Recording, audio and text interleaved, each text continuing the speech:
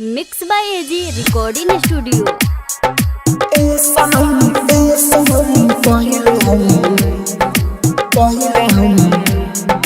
कंचन इब्राहिमपुर।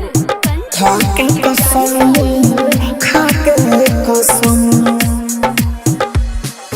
ए सनम पहिले हम खाके कसम खाके कसम ए सनम पहिले हम ए सनम पहिले हम खाके कसम खाके कसम ए सनम पहिले हम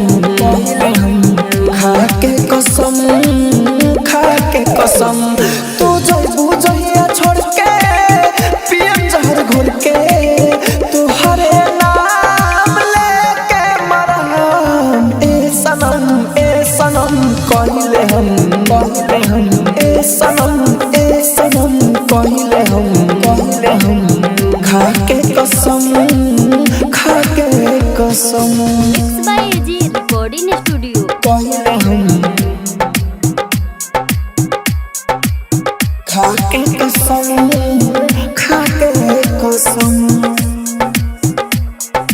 कंचन इब्राहिमपुर। पहिले हम खाके कसम तू ना हो खबू हमर जी के का करा जयबू डोली में तू हम शमशान धरा तू ना हो खबू हमर जी के का करा जयबू डोली में तू हम शमशान धरा बाड़ू तू यहाँ से हमर जान हो मिलबू ना तो दे दे परान हो भूलब ना सातो जनम सुनाए बेरहम जिंदगी तू ही हमर बारो करम ए सनम पहिले हम ए सनम पहिले हम खाके कसम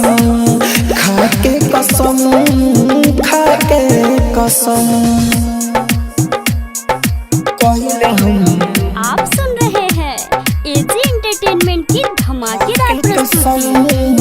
खाके कसम कंचन इब्राहिमपुर। पहिले हम खाके कसम राहुल राजा धानी माने रानी हो सुना दर्द दिल के कहानी हो राहुल राजा धानी माने रानी हो सुना दर्द दिल के कहानी हो हरे हाथ में बाके के अपनैबू हो दूसरे के साजन का बनैबू हो देवे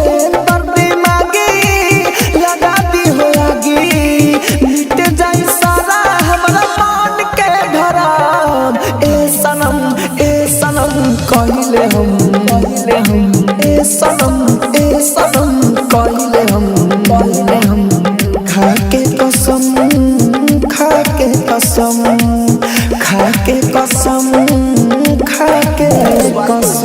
रिकॉर्डिंग स्टूडियो रोशनपुर सपहा।